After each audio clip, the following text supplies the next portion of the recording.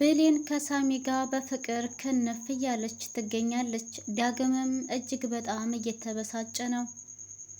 ከዚህ በኋላ ከሳሚ ጋር መኖር የምትፈልገው ብሌን፣ ዳግም ደግሞ ወደ እሱ እንድትቀርብ ከዚህ እያለ ምንም ነገር ልትሰማው አልቻለችም። ሁለቱ አንድ ላይ እየተጨቃጨቁ ሳለ ሳሚ ከኋላ ሆኖ ያዳምጣቸዋል። ብሌን እነሱ እያወሩ እያለ እሱ ከጀርባ ሆኖ እንደሚያዳምጣቸው አላወቀችም ነበረ።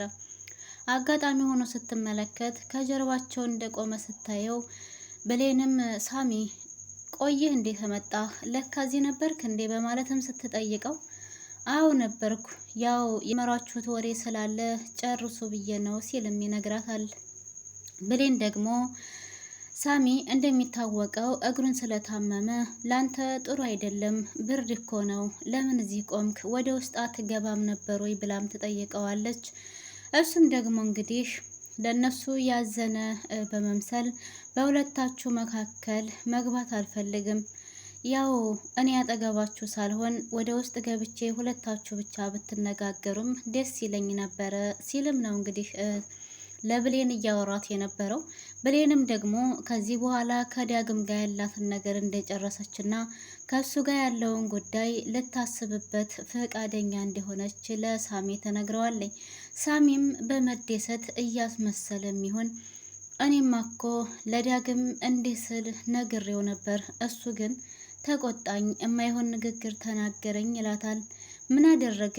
ምን አይነት ንግግር ነው የተናገረ ስትልም ብሌን ትጠይቀዋለች።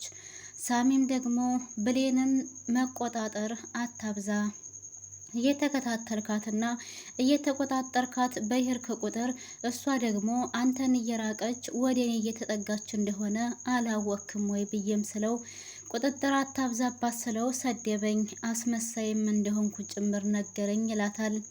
ይሄንን ያላት ጊዜ ብሌንም ከዳጌ ላይ እጇን አነሳች። በቃ እኔ አልፈልግም፣ እኔና እሱ አንድ ላይ አንሆንም፣ መኖር የምፈልገው ካንተ ጋር ነው ትለዋለች።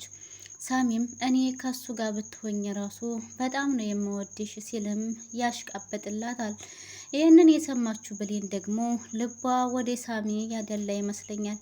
ዳግም አጠገቡ ሆነው ይህንን ንግግር ሲነጋገሩ በጣም ያዝናል። ለብሌንም እንዲህ ይላታል። ብሌን አሁንም ሳሚን እያመንሹ ነው? ሳሚ ማለት እኮ አስመሳይ ነው፣ እያስመሰለ ነው እንጂ እውነት እያወራ አይደለም ይላታል። እሷ ግን ይህንንም ቢላት በጭራሽ ምንም አልመሰላትም። እናም ሳሚ ዳግምን ሊናገረው ሲል በማይመለከትህ አትግባ፣ ከዚህ በኋላ እኔ ነኝ የምወስነው፣ ማግባት ካለብኝም አንዴ ብቻ ነው የማገባው ስትልም ለሳሚ ብሌን ንግግሯን ታስተላልፋለች። ዳግምም እንግዲህ በመበሳጨት ከአጠገባቸው ይሄዳል። እነሱም ፊት ለፊቱ ቀደም ብለው ተቃቅፈው ይወጣሉ። ያኔ አንተ ሳሚ የእውነት ብሌንን የግል ያደርጋለሁ ብለህ አስበህ ከሆነ ተሳስተሃል።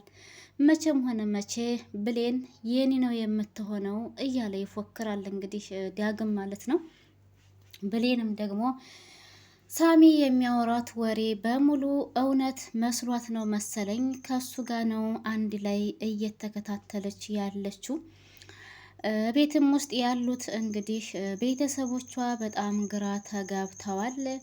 እሷም ደግሞ በፍቅር ክንፍ ብላለች። ዳግምም ደግሞ ሁለቱ በሄዱበት እየተከታተለ ፊት ለፊቱ አንድ ላይ ተቃቅፈው ሲያያቸው ደሙ እየፈላ የሚለው ነገር ግራ እየተጋባው፣ ያው ብቻ ግን ብሌን ወደፊት የእሱ እንደምትሆን በጭራሽ ሳሚ ሊወስዳት እንደማይገባ ነው እየተናገረ ያለው።